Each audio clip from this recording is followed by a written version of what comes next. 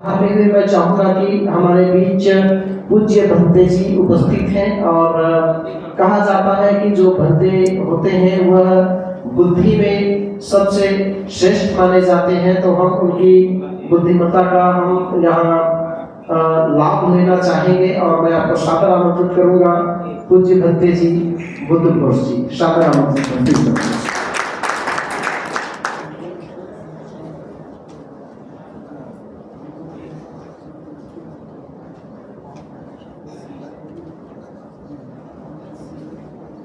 महाकारुणिक तथागत अनंत सम्यक संबुद्ध,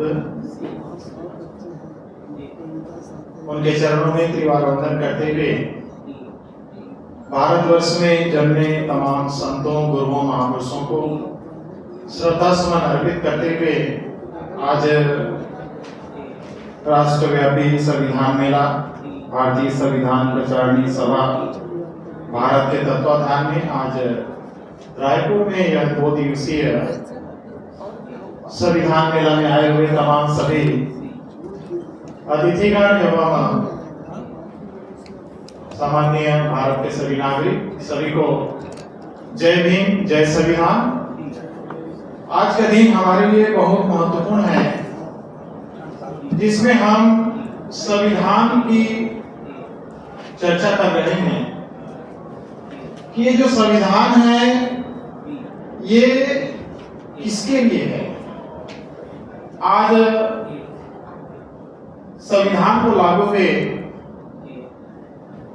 70 साल बीत चुके हैं और इन 70 साल में संविधान के जानने वाले लोग ज्यादातर जो कोर्ट में वकील होते हैं उनको इसके बारे में ज्यादा पता है, लेकिन अभी भी देश के नागरिकों को उनके हक अधिकारों के बारे में पता नहीं चल पाया। क्यों, इसके पीछे क्या कारण है, इसके पीछे क्या रीजन है।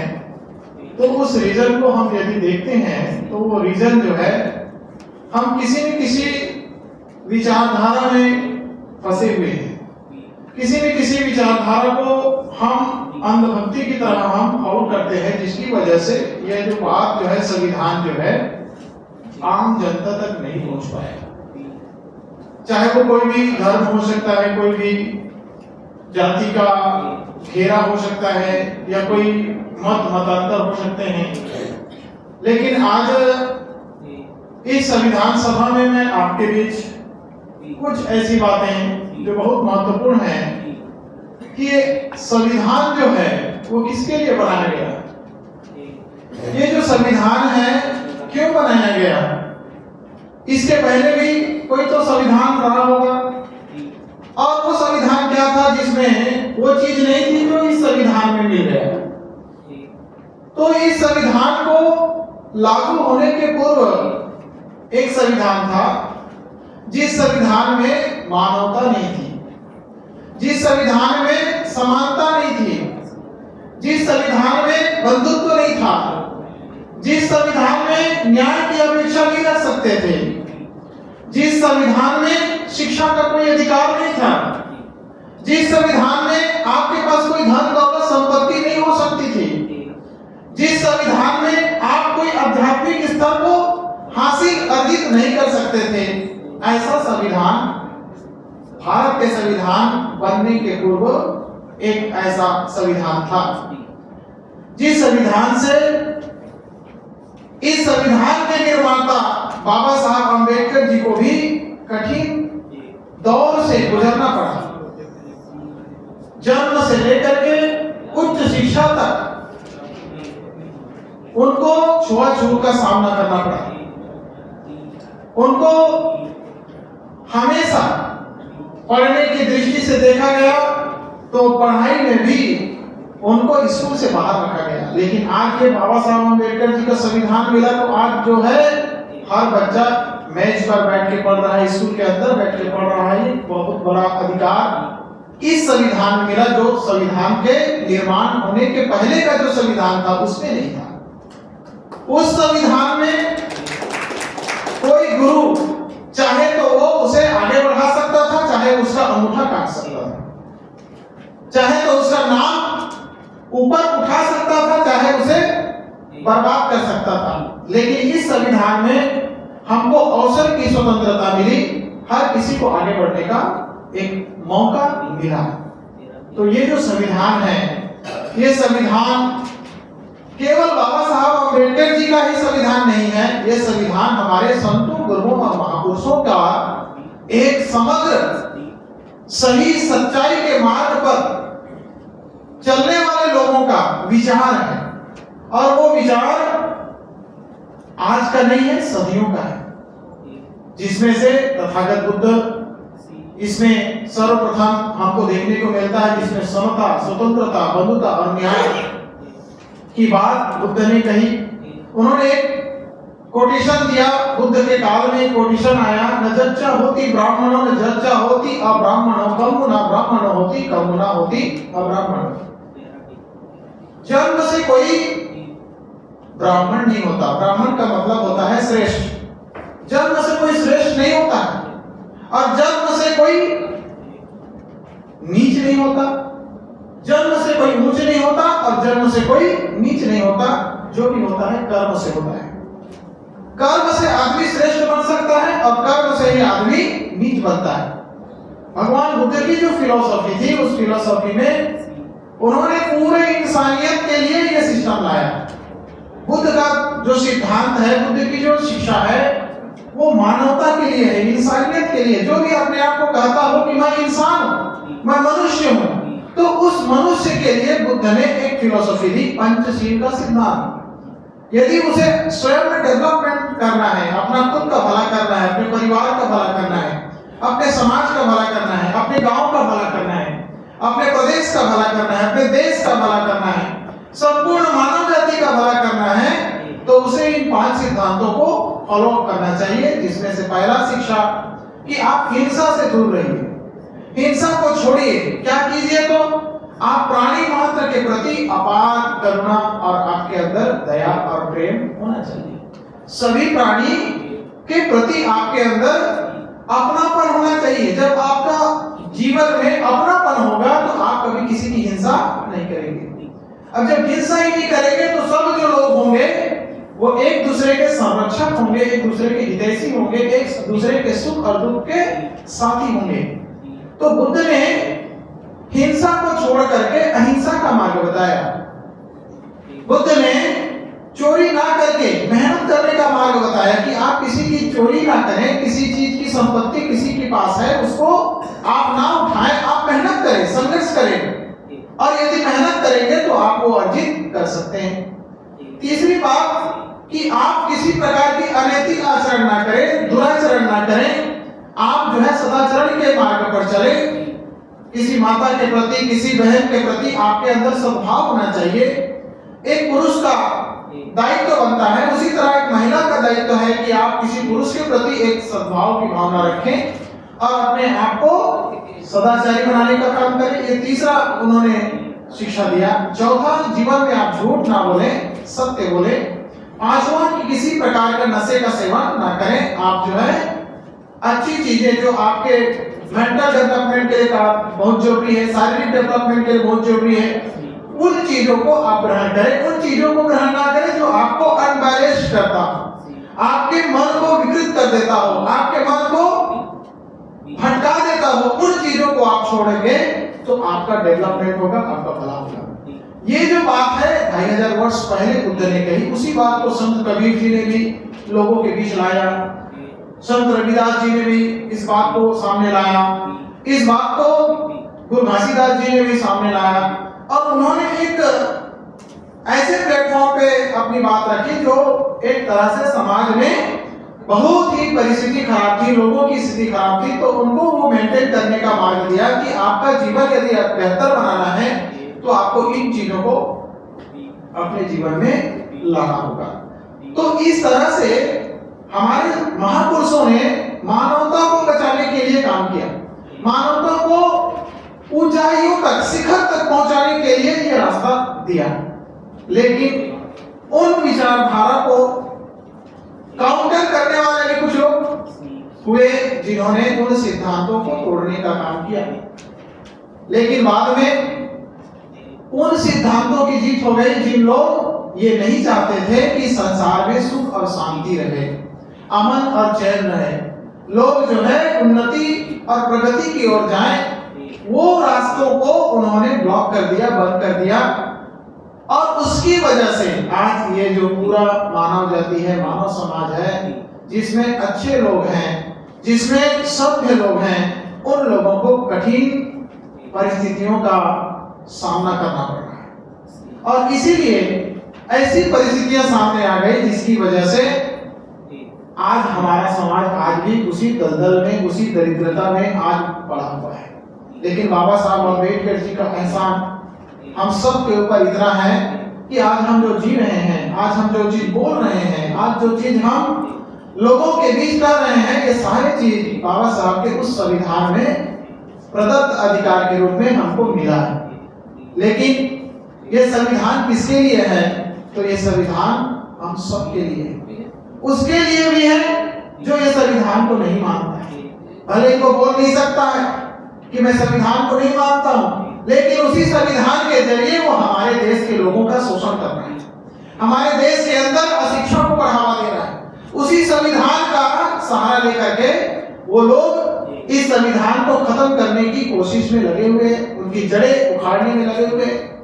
ये हमें समझने की जरूरत है।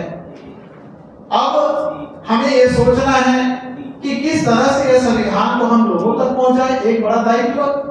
दूसरा कि ये संविधान को बचाना भी है, लोगों तक पहुंचाना भी है, दूसरा बचाना भी है, और तीसरा इसे जानना भी है।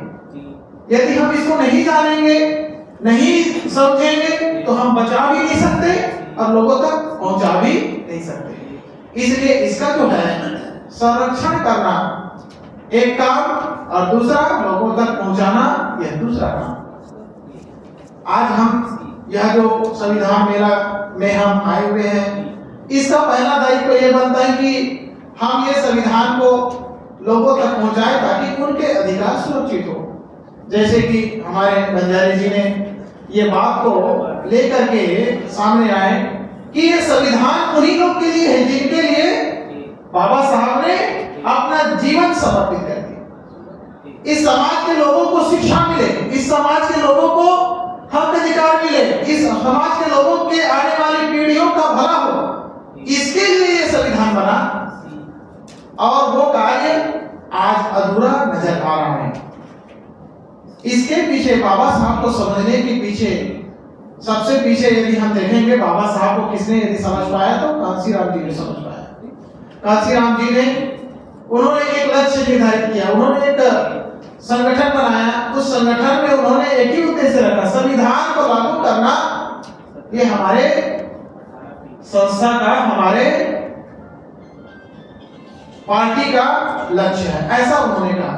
हमारा कोई प्रपोजल नहीं है, कोई हमारा अलग से एजेंडा नहीं है, संविधान ही हमारा एजेंडा। ये संविधान यदि लागू हो जाता है तो हमारे देश के जो भी दबे कुचले पिछड़े शोषित जो भी हैं, चाहे वो धार्मिक अल्पसंख्यक हो, हिंदू हो, मुस्लिम हो, सिख हो, ईसाई हो, जैन हो, बौद्ध है, पारसी है, हर लोगों के भले के लिए बाबा साहब ने इस संविधान को लिखा है। वो बात तो कांसीराम जी ने कहा, जिसकी जितनी संख्या भारी उसकी उतनी हिस्सेदारी, यानी कि सभी को बराबर सम्मान मिलना चाहिए।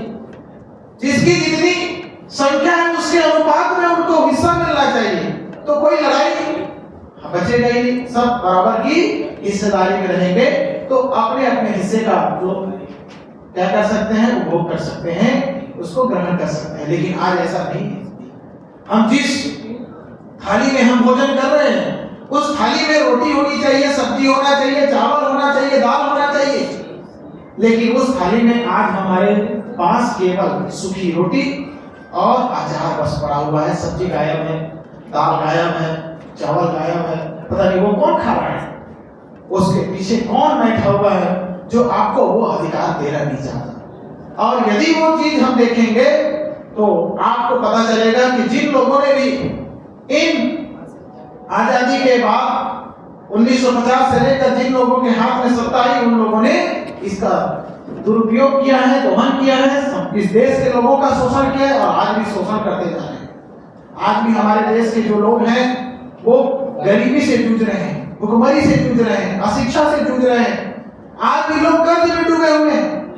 इतने विश्व बैंक से कर्ज लिया गया है कि आज हमारे ऊपर भी लाखों रुपए का कर्जा चढ़ा हुआ है, जबकि हमने कोई कर्ज नहीं लिया, लेकिन हमारे ऊपर जो बैठा हुआ है उसने कर्ज लेके बैठा है कि इतने हमारे देश के लोग हैं और इनके नाम पर उन्होंने कर्ज लेके बैठा हुआ है। भले ही विकास दिख रहा होगा, रोड दिख रहा होगा, नाली दिख रहा होगा, बिजली दिख रहा होगा, पानी दिख रहा होगा, लेकिन ये सब कर्जे के पैसे से, कोई भारत के पैसे से नहीं। इसलिए हमें ये जांचना होगा, समझना होगा कि ये संविधान उन लोगों के हाथ में है जिन लोग ये कदापि नहीं चाहते हैं कि ये संविधान आपके लाभ के लिए बने।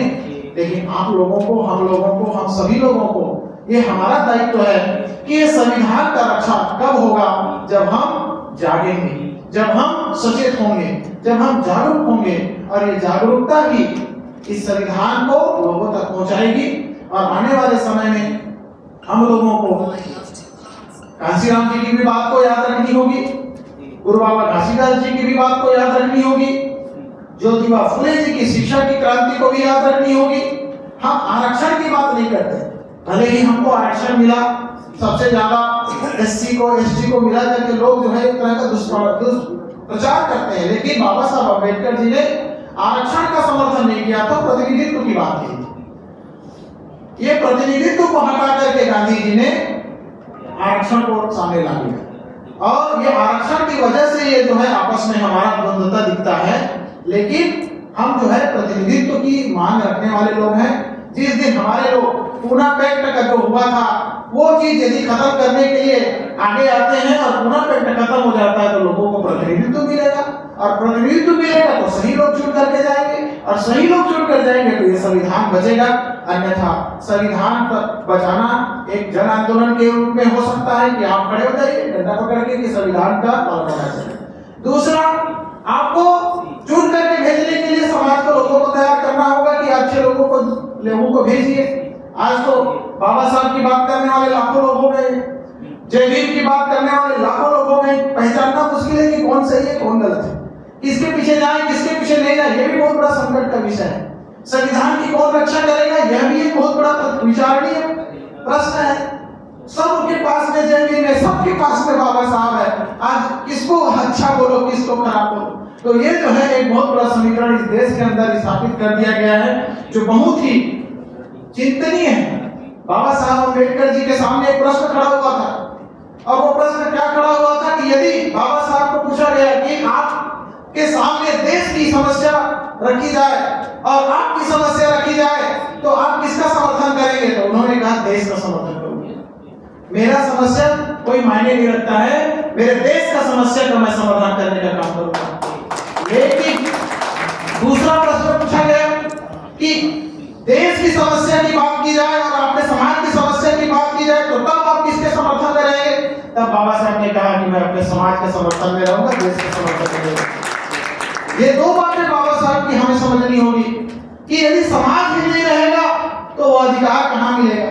आज हमारे अधिकार के साथ इसी तरह से खिलवाड़ किया जा रहा है। आज हमारे लोगों को यही दूसरा जो कोटेशन है इससे इस्तेमाल किया जा रहा है, जिसकी वजह से हम लोग भ्रम में पड़ गए हैं और देश देश देश करते जा रहे हैं। ये दूसरा जो कोटेशन है, आपका समाज जीरो कर दिया गया। जब बाबा साहब अम्बेडकर जी ने हक अधिकार लंदन से जीत कर लाया तो वो हक अधिकार को छीनने के लिए हमारे दबे कुचले शोषित समाज के लोगों के घरों को, गांवों को उजाड़ने का काम किया, कि जलाने का काम किया। बाबा साहब सोचे कि जिस समाज के लिए मैं इतना कुछ संघर्ष करके लाया, लेकिन यदि वो समाज के लिए रहेगा तो मैं क्या कर सकता हूं? तो बाबा साहब ने उस समय उस परिस्थिति में, विपरीत परिस्थिति में बाबा साहब को सिग्नेचर करना पड़ा। लेकिन दूसरे ही दिन बाबा साहब ने उसका विरोध किया। इसलिए हम लोगों को जागरूक रह करके काम करने की जरूरत है, और हम सब शिक्षित और जागरूक लोग संगठित होने के साथ काम करेंगे तभी कार्य होगा। क्योंकि बाबा साहब ने 3 बात कही थी, उसके बाद मैं अपनी बात को विराम करूंगा। शिक्षित बनो, किसके लिए कहा था? शिक्षित बनो। दूसरा उन्होंने कहा था संगठित रहो, और तीसरा उन्होंने कहा था संघर्ष करो।